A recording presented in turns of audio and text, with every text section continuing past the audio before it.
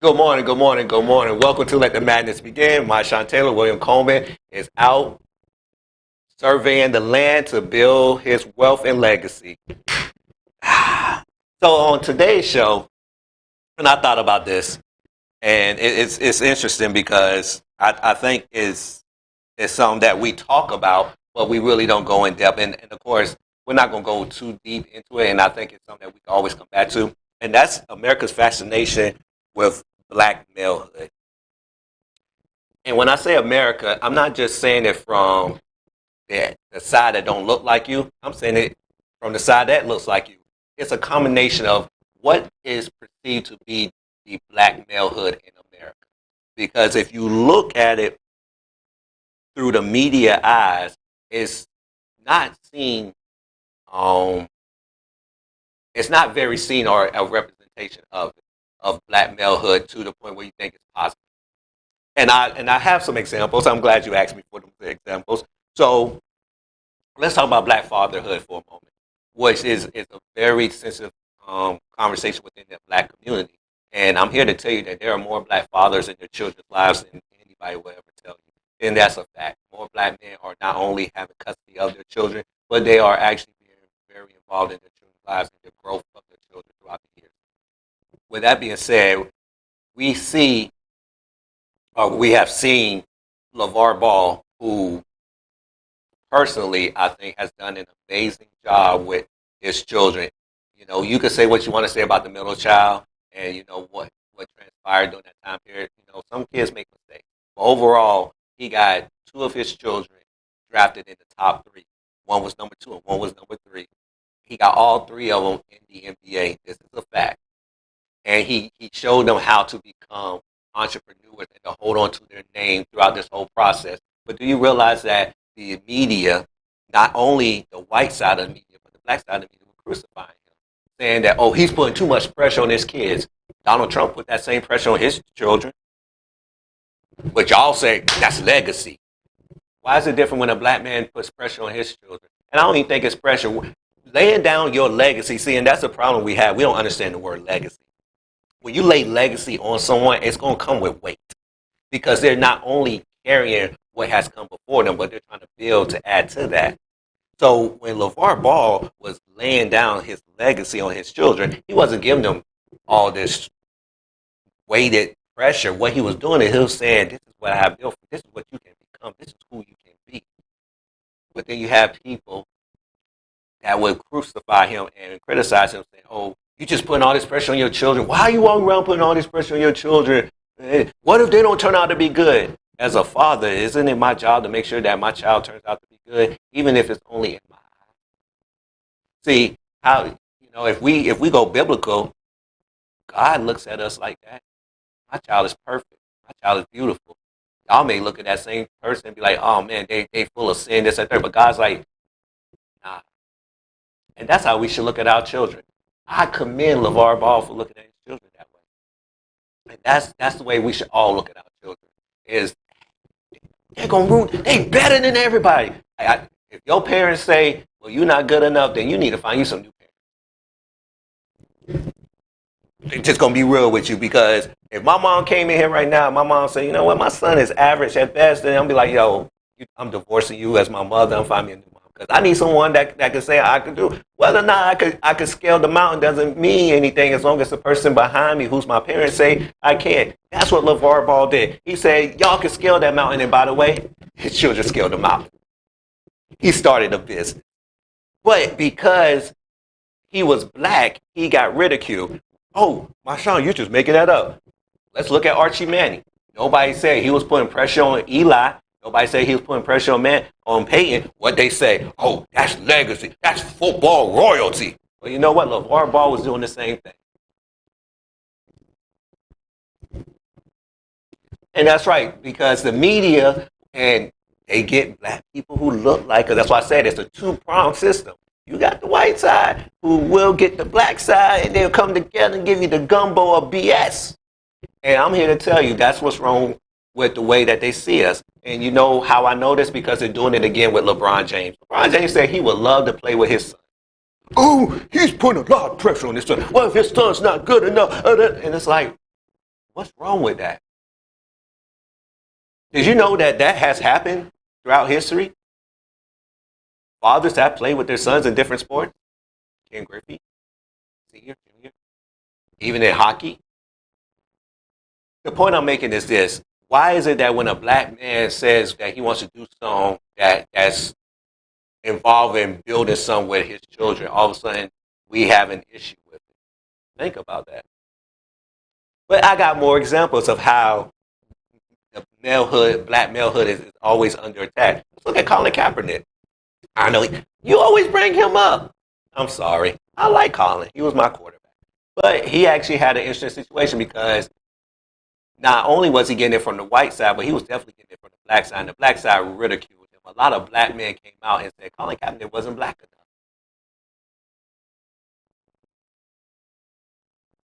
Because, you know, in the black society, we don't want to admit to it, but we consider black men, the malehood of being black males is to be, you know, the drug dealer, the guy that was raised in the projects, the guy that, you know, got 5 baby mamas, you know.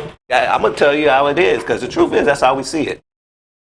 That's why they attacked Colin, because they was like, oh, he's not black enough. You got black men literally looking at this man and saying he's not black enough to care about a cause that he's affected by the way.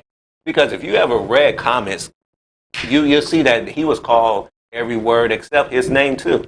But yet, you got black men who want to ridicule black men. So, like I said, black malehood in America is interesting because you get attacked from one side and you get attacked from another side. So, how as a black male can we really develop in this country when we don't have an identity? Well, you sure?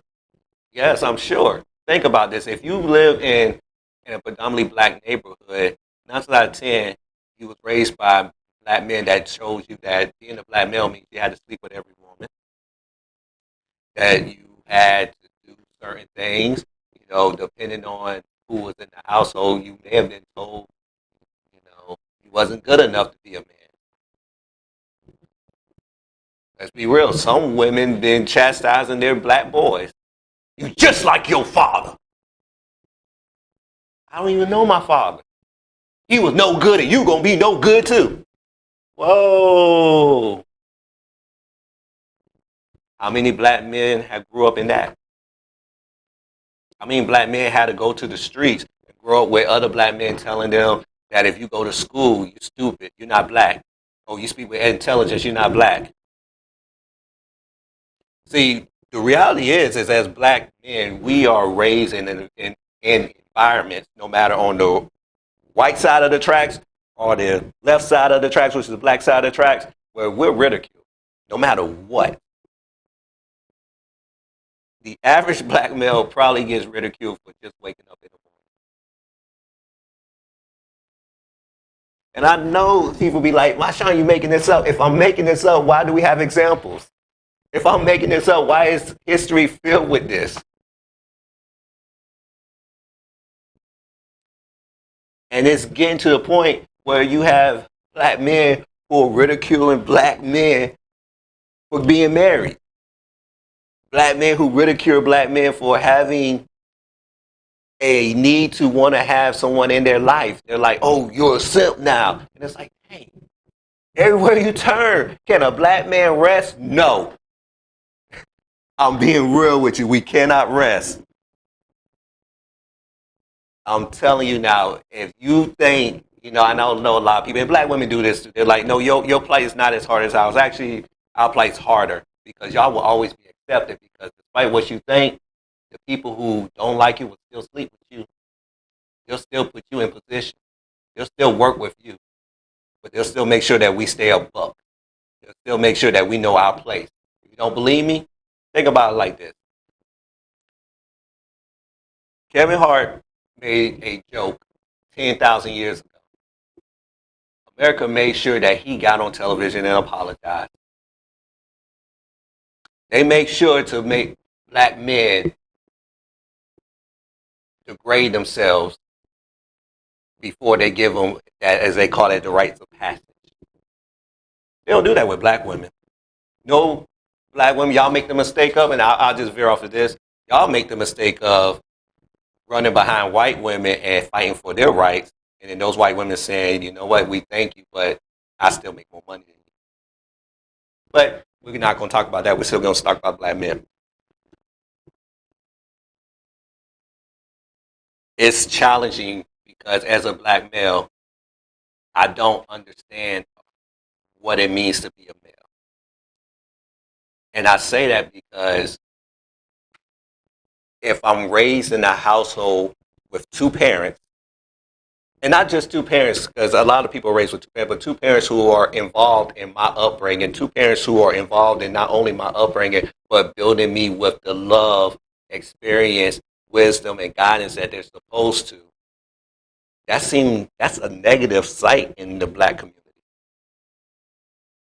You're lying, you're lying. No, I'm not lying, because if we really look at it, more people identify with shows like Martin than they did with the Cosby Show. The Cosby Show is not real.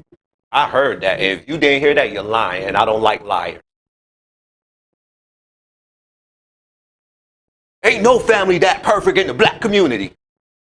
No, we have to struggle. So good times. Yeah, good times is a reality too. But you know what Bill Cosby's show was too? Despite what you think about him off camera, that show did depict a family that did exist. But even in that, we ridiculed the man.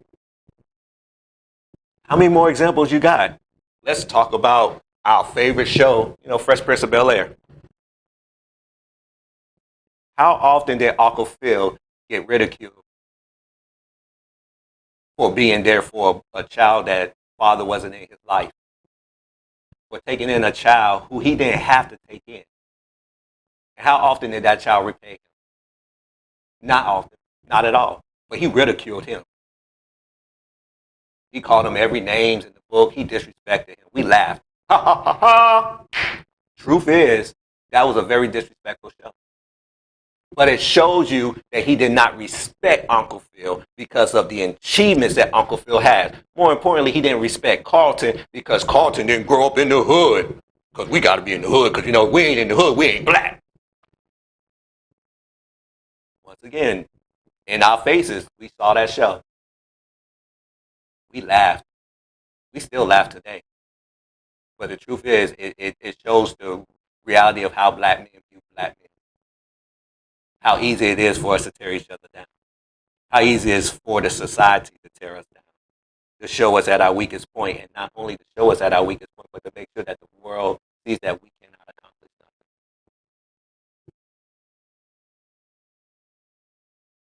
They did the same thing to black males when they hung us from trees.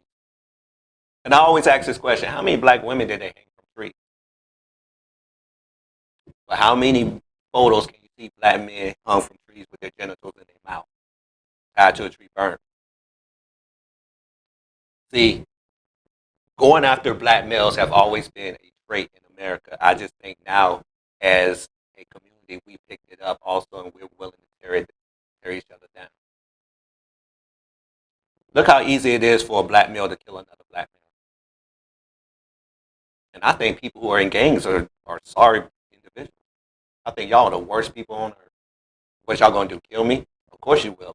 But you gonna let Kyle Rittenhouse walk the street because you're punks. You gonna let those cops who killed us walk the street because you're punks. It's easy to kill me for some sneakers. It's easy to kill me because of a block. By the way, none of us own this crap anyway. It's my environment. It's my environment. Okay, we can use that excuse for how long now? At some point, we have to grow up and realize that it's not our environment, it's our choice. I can choose to still do dirty stuff. I can choose to still be a certain way, but I can't keep blaming my environment because at some point I became an adult. And as black men, we failed to launch in that area. When you see black men who have achieved a level of success being killed, you don't be worried about that. Nobody's worried. Nobody's thinking in their mind like, this rapper made it out of his situation, even though he still rapped about it. Stupid. But he made it out of his situation. He made money. He's married. But he still succumbed to gang violence.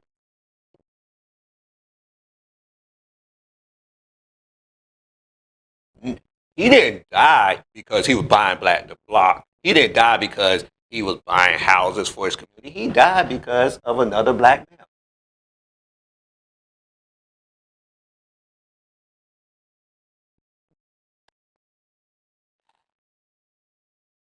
I heard a quote that if I'm killing my soldiers, how can I fight a war? If all we are doing is destroying each other, how can we fight a war? How can I fight racism if I'm killing people that are supposed to help me fight racism? How can I fight all this injustice if I'm killing the people? Like I said, it's America. It's on both sides. As much as I want to sit up here and say, you know, these Caucasians have done us wrong, I have to say, damn, we done ourselves wrong. So how can we fix this? Hell, I can expect one side, but damn, not you. Et tu, Brute? No. But that's the problem. And it's so bad in our communities that we really are it's laughable now to the point how black males are being dismissed. And I'm gonna tell you like this, and I'll end it on this note. For black people to have so much religion, how come we don't follow God's law, which is the man is the head of the household? If we have so much religion, how come we're not saying the man is the head of the household? God speaks to the man. It's biblical. For us to have all this wealth of religion from a church on every block to all our mothers praying, the most high God said the man is the head of the household. Until you follow that, you're praying on deaf ears. I'd like to thank 2xposu.com, Daryl and Ray. I'd like to thank you to my sponsor, the Mika Honey Life Designer Planner. It is a great planner for African American women. You should go on the website, www.mikahoney.com. Once again, that's www.mikahoney.com. Y'all be blessed, and I'm out.